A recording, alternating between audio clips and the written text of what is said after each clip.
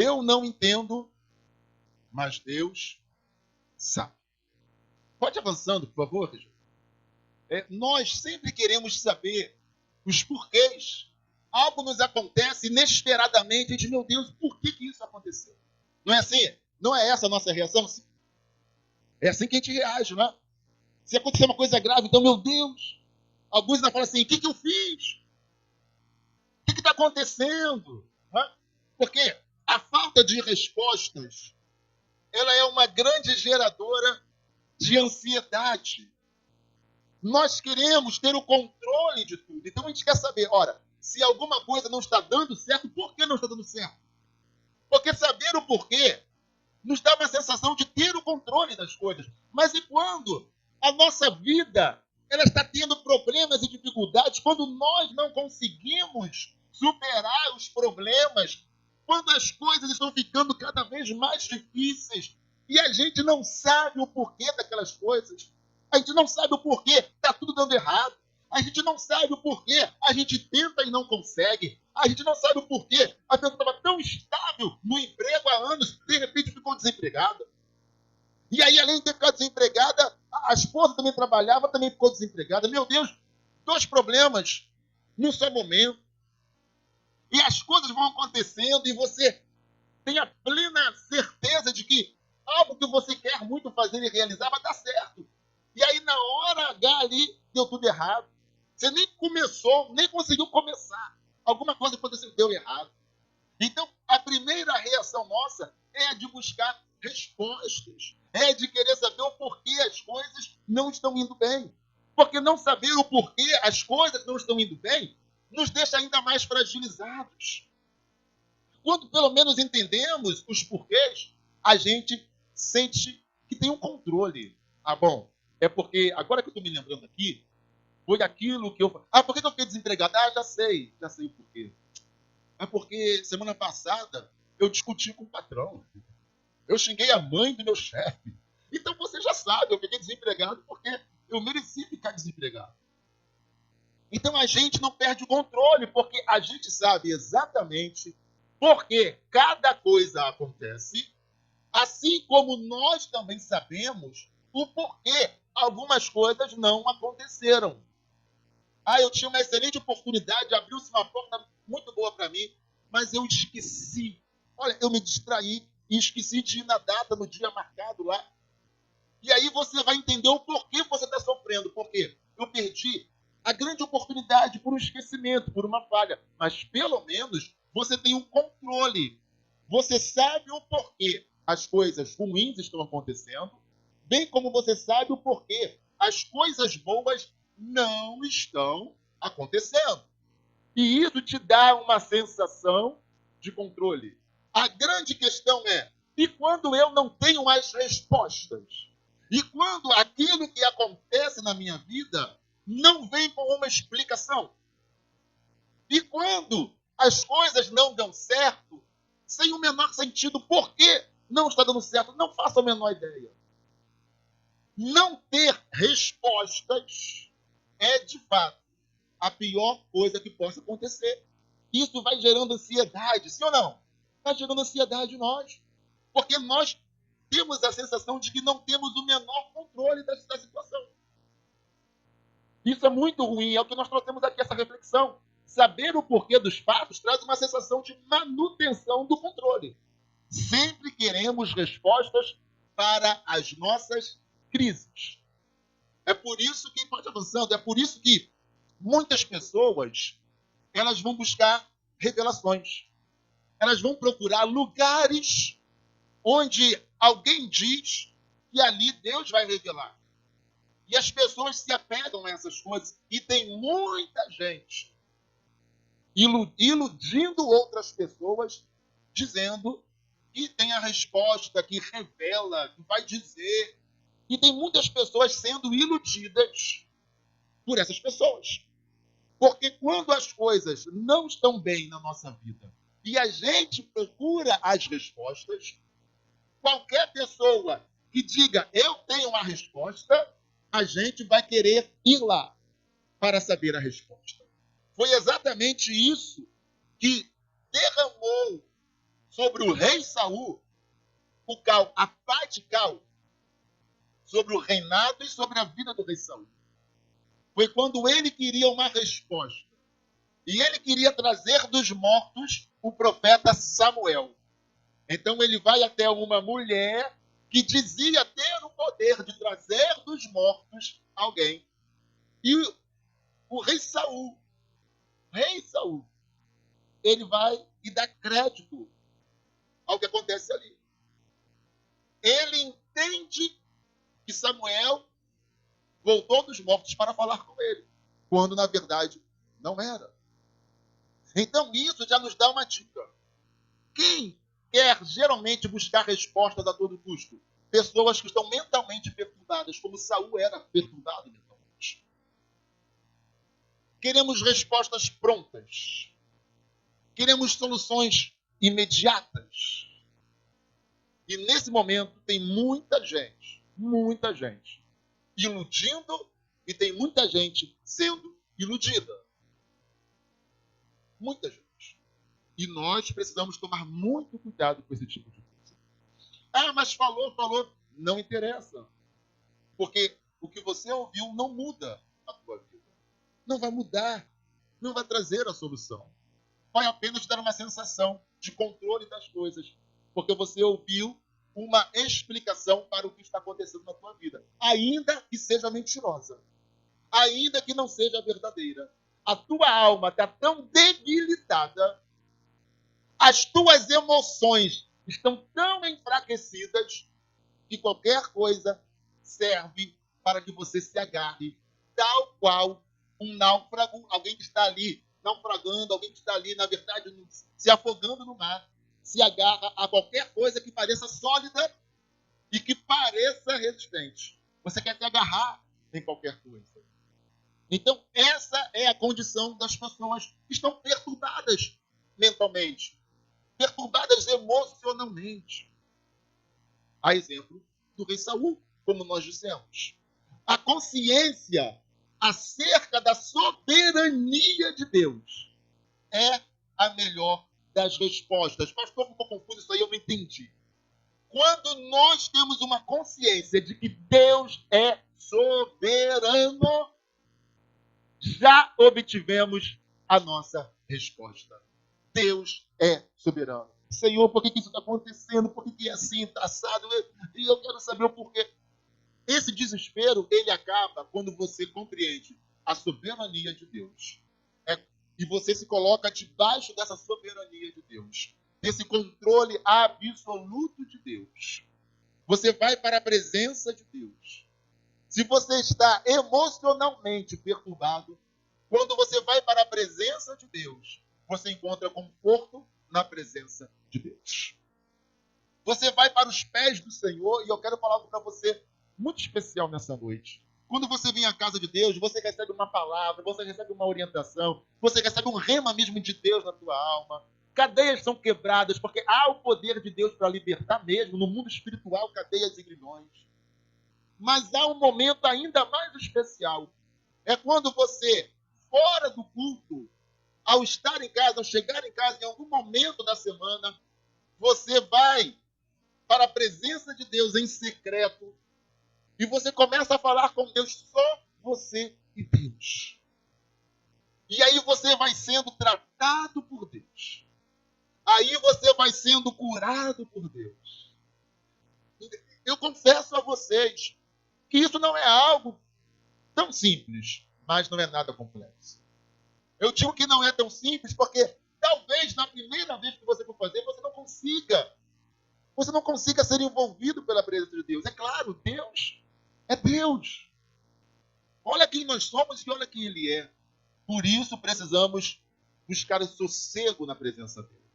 Às vezes em um dia, 2 dias, 3 dias, e a gente vai se humilhando, porque a Bíblia fala que aquele que se humilha, esse é exaltado por Deus, não é aquele que é humilhado, mas aquele que se humilha.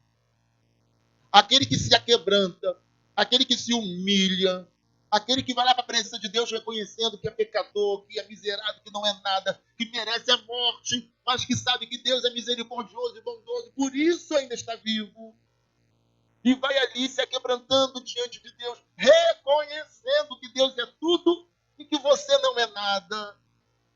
Em algum momento dessa tua busca, Deus vai se revelar, Ele vai se manifestar a você, Ele vai tocar o teu coração, Ele vai libertar o teu ser, Ele vai quebrar as cadeias da tua alma. Amém?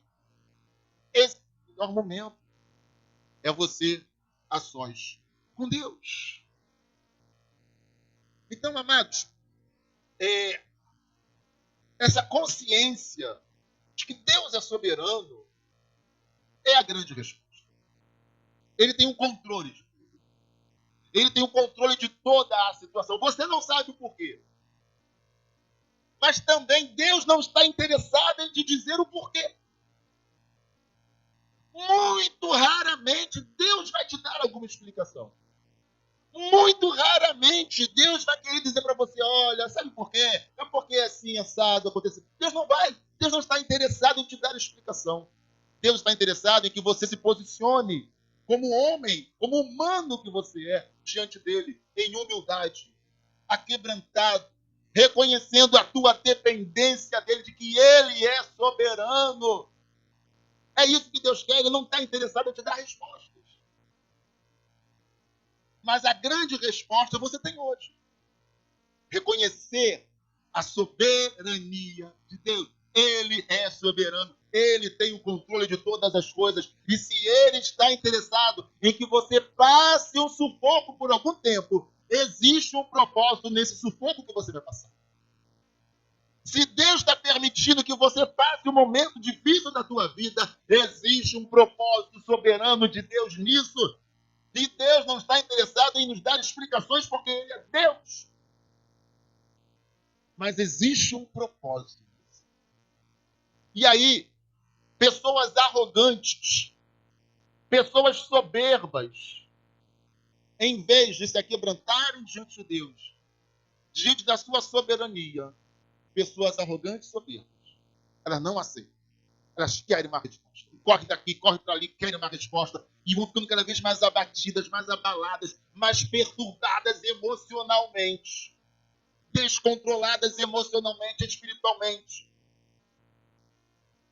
Simplesmente porque são arrogantes, prepotentes. Tudo que Deus quer, submeta-se. Coloque-se debaixo do meu poderio, da minha soberania, da minha vontade. E a pessoa, em vez de simplesmente fazer isso, em descansar em Deus, a pessoa prefere, não aceito, eu quero resposta disso que está acontecendo e não sei o quê, e a pessoa fica, porque ela não aceita. Eu não estou falando aceitar ou não aceitar o problema. Estou falando que as pessoas não aceitam não ficar sem resposta. Elas querem uma resposta, porque elas querem ter o controle. Não foi isso que eu falei no início? A sensação de que eu tenho o controle. Quando eu tenho respostas, eu tenho o controle das coisas. Respostas me trazem sensação de controle. Falta de respostas me deixa vulnerável. Só que tudo que Deus quer é que você esteja vulnerável.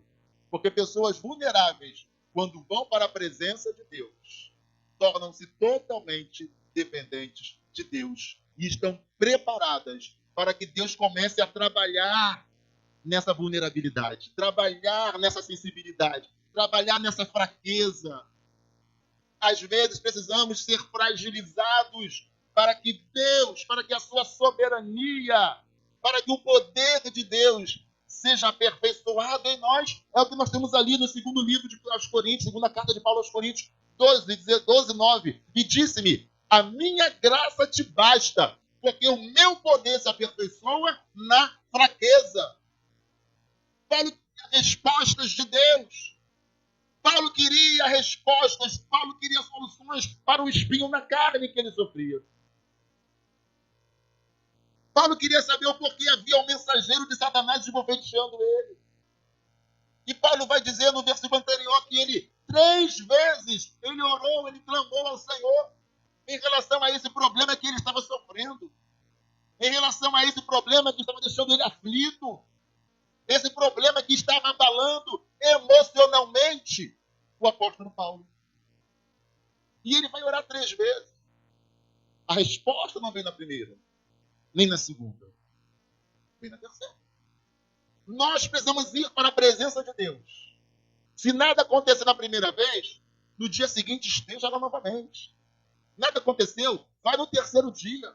Talvez nem no terceiro dia você tenha resposta. Talvez esteja no quinto, no sexto, talvez esteja no 7º dia. Naamã teve que mergulhar 7 vezes no Rio Jordão para ser purificado da lepra.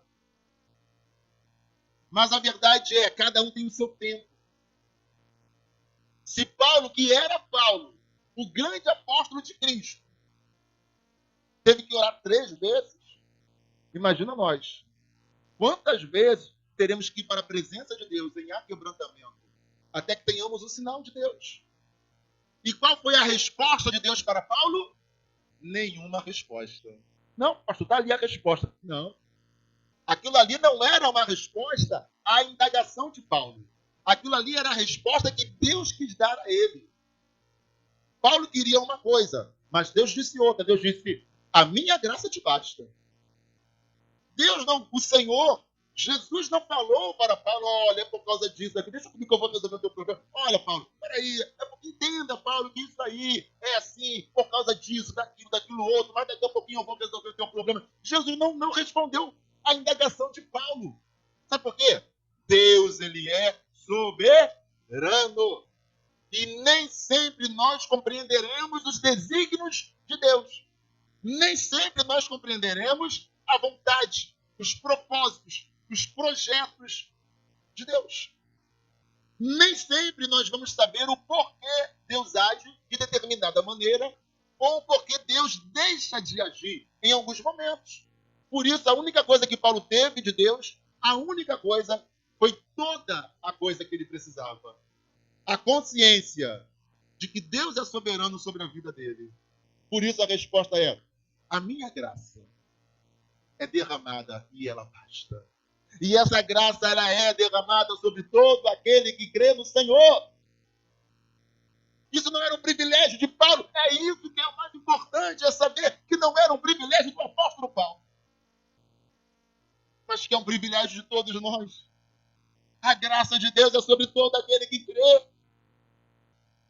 A minha graça te basta. É a resposta que Deus tem para você nessa noite. É a mesma resposta que o Senhor deu a Paulo. A minha graça te basta.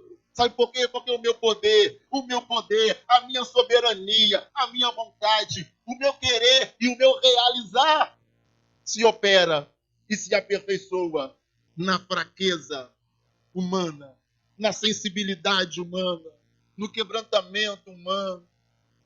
É quando o homem realmente percebe que não tem o controle da situação. E aí nós temos a consciência de que nós não temos o controle, mas Deus tem o controle de todas as coisas. É aí que o poder de Deus se aperfeiçoa. É aí que o poder de Deus se completa, se conclui na nossa vida. E então Paulo vai dizer, de boa vontade, pois, então me gloriarei nas minhas fraquezas. Paulo vai dizer, então agora eu vou agir, me comportar e viver com boa vontade. Na verdade, boa vontade ali é com bom ânimo. Não é deprimido.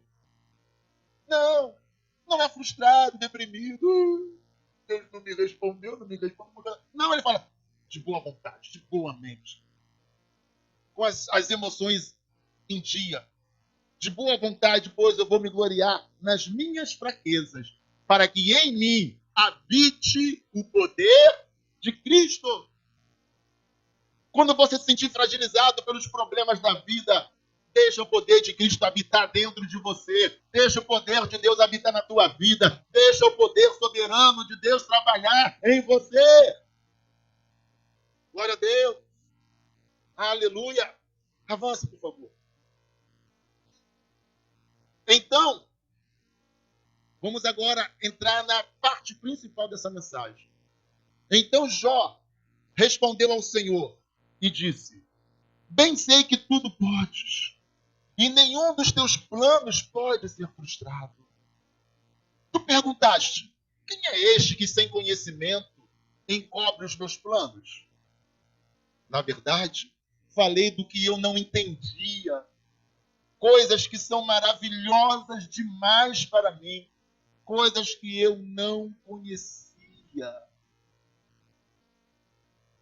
É o diálogo que Jó tem com o Senhor. Porque houve um momento que Jó, ele não estava mais suportando tanto sofrimento. E de quebra, seus amigos, em vez de ajudá-lo, o acusavam, colocavam a culpa do sofrimento de Jó nele. Cara, fala aí o que tu fez, cara. Tu deve ter feito coisa muito feia, muito errada. Cara. Tu tá encobrindo teus pecados aí. Tu tá sofrendo porque tu merece sofrer. E Jó só recebia acusações e Jó não tinha consciência de coisas erradas que ele havia feito. E Jó também não sabia o porquê que, de repente, a vida dele, que era maravilhosa, vira uma vez. Seus filhos morrem. Ele perde as suas propriedades, todos os seus bens, ele perde. As pessoas que o conheciam começam a desprezá-lo. E é tão terrível a situação de Jó, que ele vai dizer, os meus servos, aqueles que andam, falavam, ô, fulano, vem cá, eu quero que você vá ali e faça tal coisa. Os servos já desdenhavam dele. Quando ele chamava o servo não vinha. Quando ele mandava o servo fazer alguma coisa, o servo fingia que não ouvia. Essa era a situação de Jó. Era tão caótica que nem os servos davam ideia para ele. Há um momento que Jó vai falar assim, nem os pequeninos, nem as crianças querem saber de mim. Nem as crianças olham mais para mim, estou desprezado por todos. Além de toda a dor física da sua enfermidade. Era uma situação realmente deplorável. Era uma situação deplorável a situação de Jó. Só que o texto é tão extenso, como é que eu vou trazer tudo? E eu fiquei, meu Deus, a minha vontade é ler o capítulo todo de Jó. Quando Jó vai dizer, eu sei que o meu Redentor vive. Jó está dizendo, olha, ainda que eu morra, mas no último dia eu verei o Senhor assim como Ele é. Jó vai dizer, eu verei a Deus, mas não o verei com os olhos dos outros. Eu verei com os meus próprios olhos. Não é pelo que os outros falam, é pelo que eu estou vendo.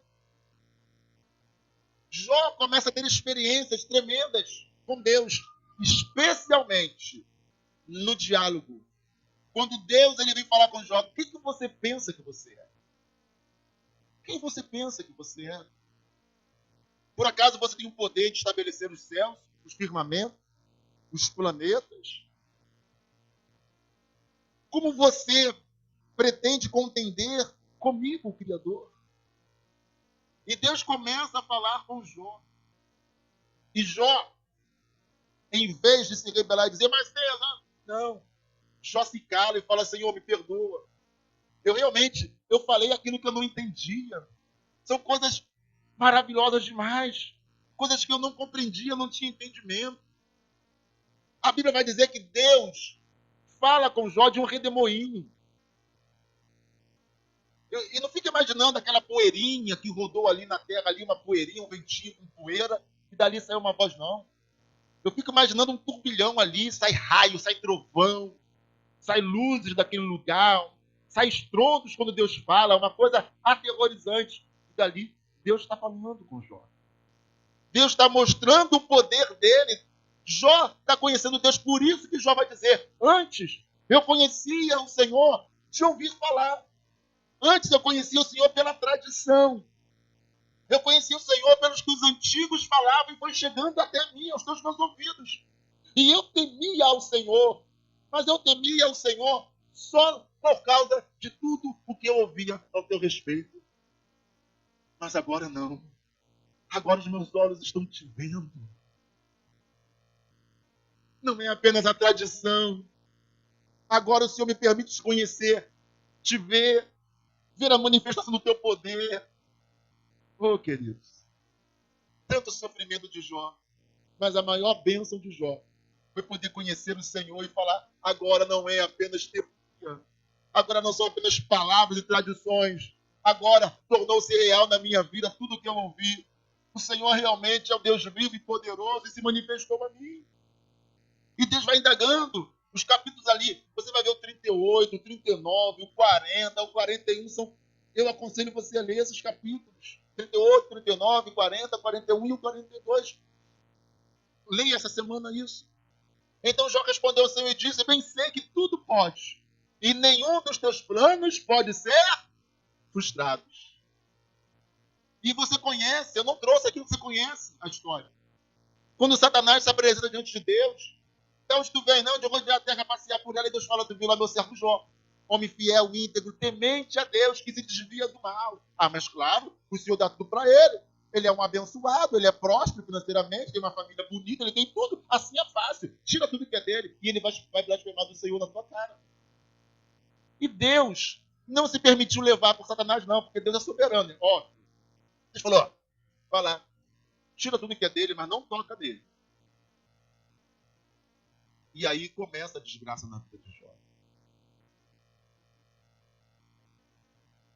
A Bíblia vai dizer que quando Jó recebe a notícia, olha, o teu rebanho se perdeu, foi roubado. O povo lá de Sabá veio e roubou. Olha, os teus filhos, a casa veio vendo a casa cair em cima dos teus filhos morreram.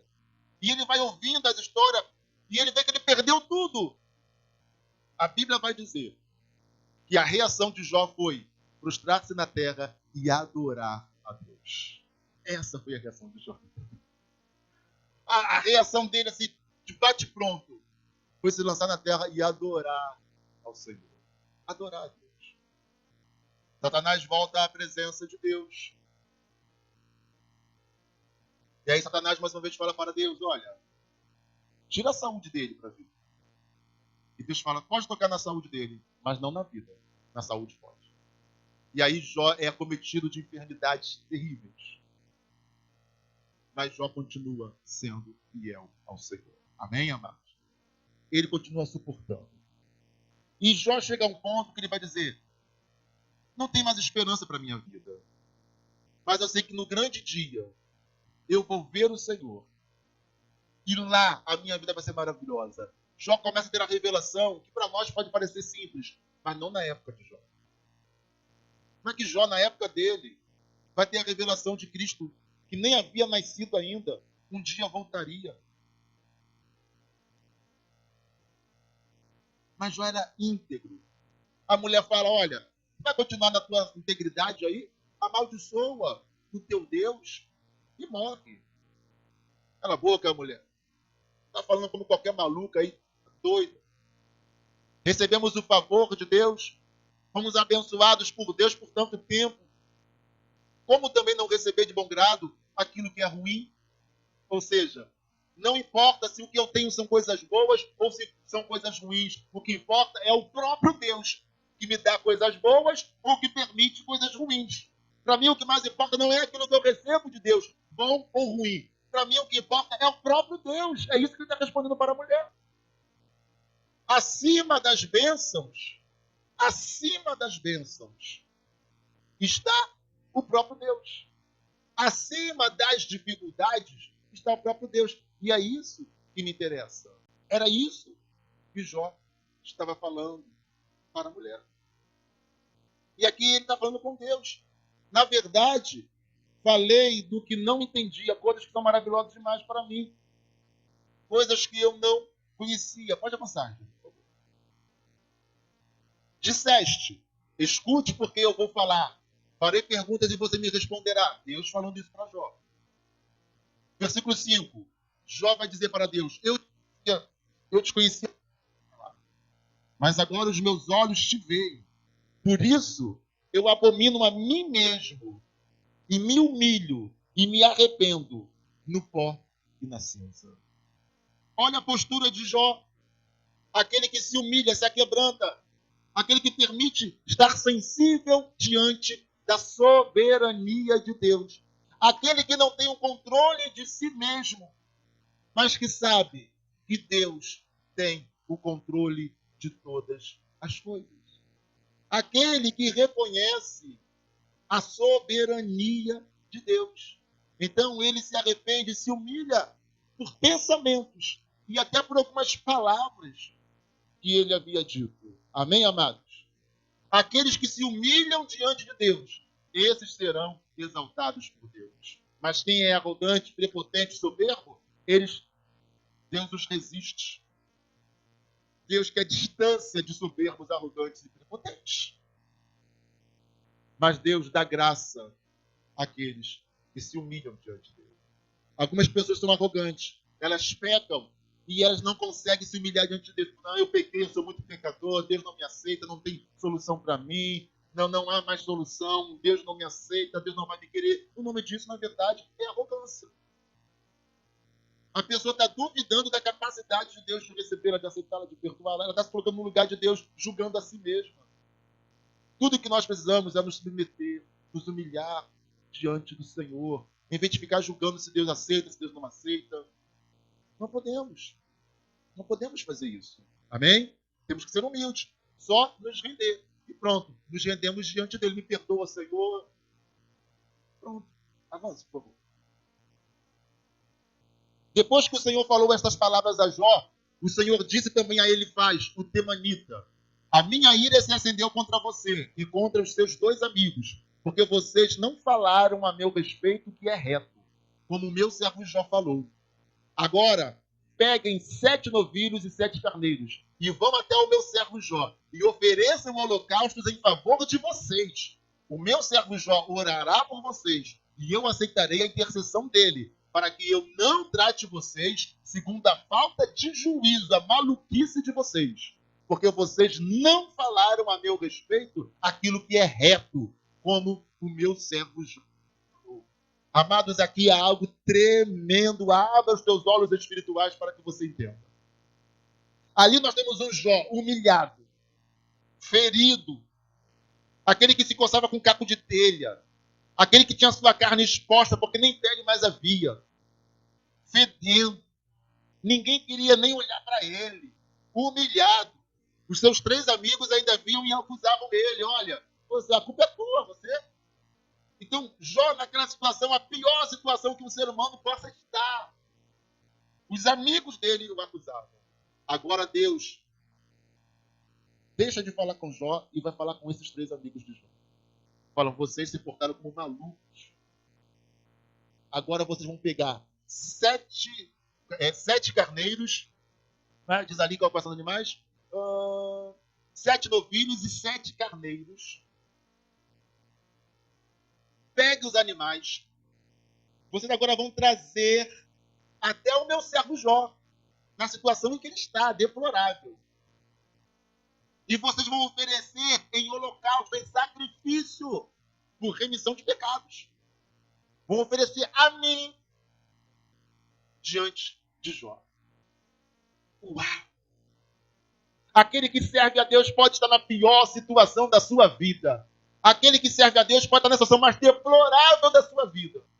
Mas se ele é fiel, temente a Deus, se ele continua servindo a Deus com integridade, ele é maior do que qualquer outro que pareça estar em uma situação maravilhosa.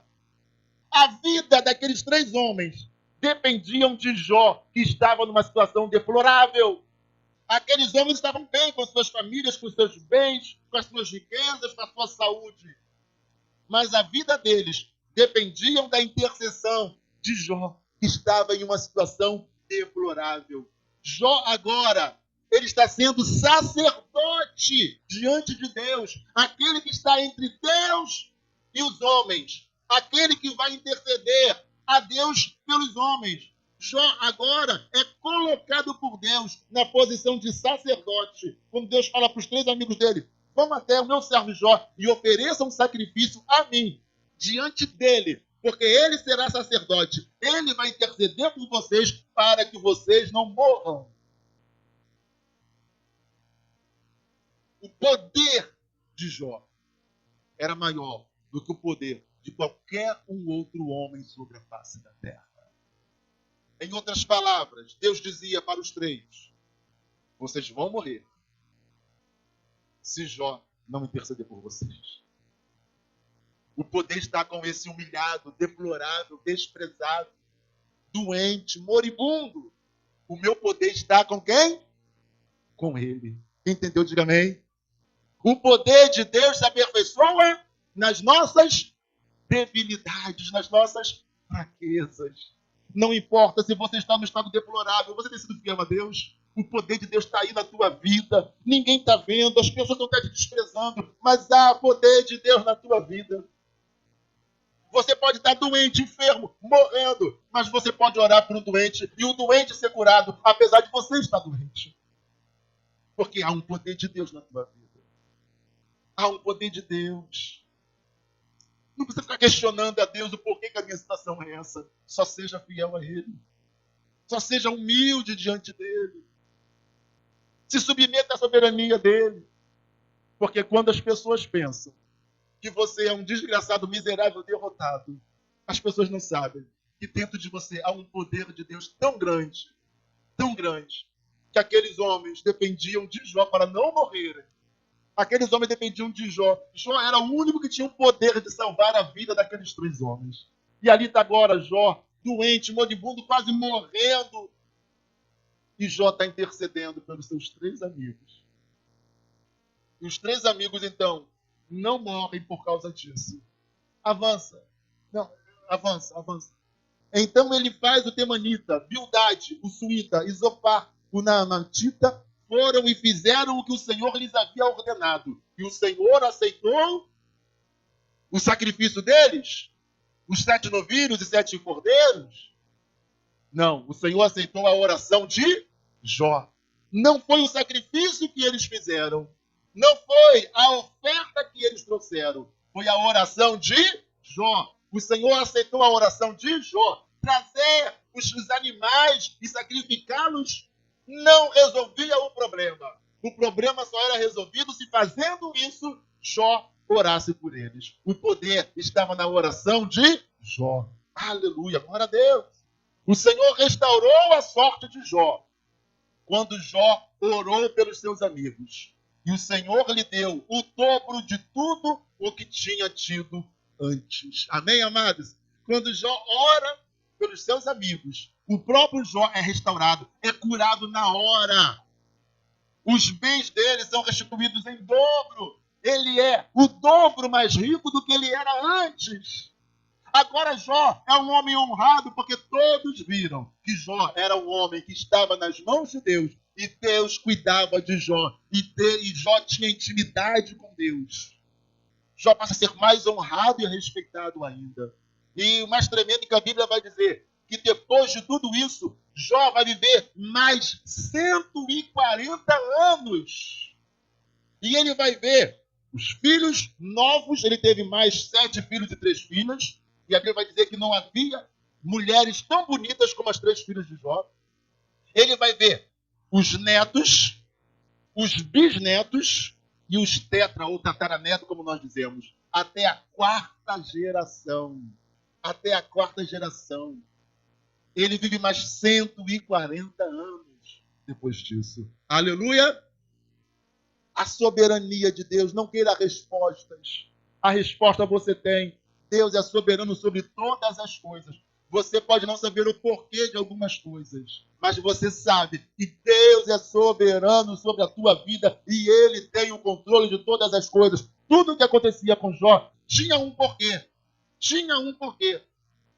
Deus falou lá para Satanás, vai lá, pode tocar. Deus estava tendo o controle de tudo. Jó não sabia. Mas Deus sabia o porquê daquela situação. Amém, amados? Não queria saber o porquê da tua situação, mas sabe que há um Deus que é soberano. Só se humilhe diante dele e viva em fidelidade e humildade diante dele, que você vai vencer. Vamos finalizar aqui com algo, com o que está lá em livro de Jeremias 29, 11 ao 13. Porque sou eu, diz o Senhor, que conheço os planos que tenho para vocês, planos de fazê-los prosperar e não de lhes causar dano, planos de dar-lhes esperança e um futuro. Então vocês clamarão a mim, virão orar a mim, e eu os ouvirei. Vocês me procurarão e me acharão, quando me procurarem de todo o vosso coração. Eu sei, diz o Senhor, os planos que eu tenho a respeito de vocês. Na minha soberania, eu tenho planos que vocês não sabem, mas eu sei. E os meus planos são de abençoar, são de dar vida, são de dar aquilo que vocês precisam, que vocês nem mesmo sabem que precisam, mas eu sei que vocês precisam. A vida de vocês precisa estar nos meus planos. Então, amados, submeta-se a Deus, à sua vontade, aos seus planos, aos seus projetos, ou seja, aos planos e projetos de Deus. Em nome de Jesus, amém? E viva, e viva, e viva. Amém. Vamos ficar de pé nessa hora diante do Senhor.